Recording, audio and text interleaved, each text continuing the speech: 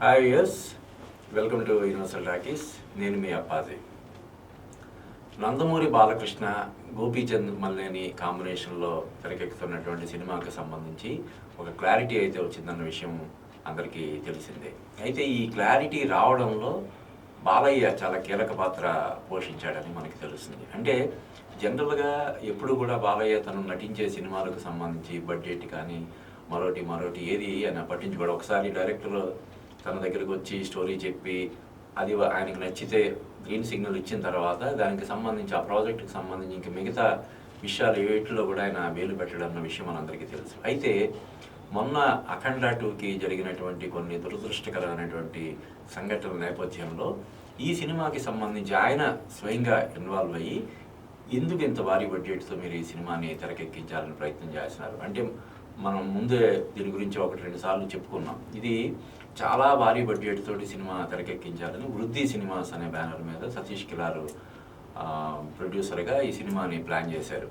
అయితే బాలయ్య స్వయంగా రంగంలోకి దిగి ఎందుకు ఇంత భారీ బడ్జెట్ అంటే ఇంత రిస్క్ తీసుకోవడం ఎందుకు, ఎంతో పెద్ద విజయం సాధిస్తే తప్ప పెట్టిన పెట్టుబడి వెనక్కి రావడానికి కష్టమయ్యేంత పరిస్థితి ఎందుకు మనం కోరి తెచ్చుకోవడం అన్న ఉద్దేశంతో ఆయన ఆ ప్రాజెక్టులో పూర్తి స్థాయిలో ఇన్వాల్వ్ అయ్యి ఏదైతే భారీ బడ్జెట్తో తప్ప తెరకెక్కించలేని నేపథ్యం ఉన్నటువంటి సినిమా కాబట్టి దాన్ని ఆ కథ పక్కన పెట్టి ఇంకో కథని ఎంపిక చేసి ఈ సినిమాని పట్టాలెక్కించడానికి ఆయన తన వంతు ఇది చేశారని మనకు తెలుస్తుంది.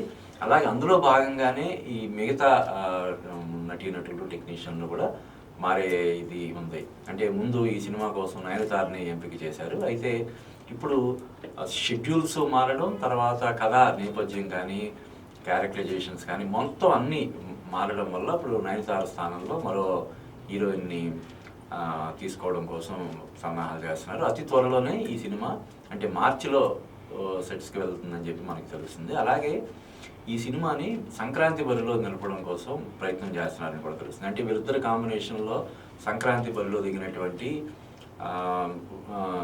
సినిమా వీరసింహారెడ్డి ఎంత పెద్ద విజయం సాధించిందో మనం చూసాము.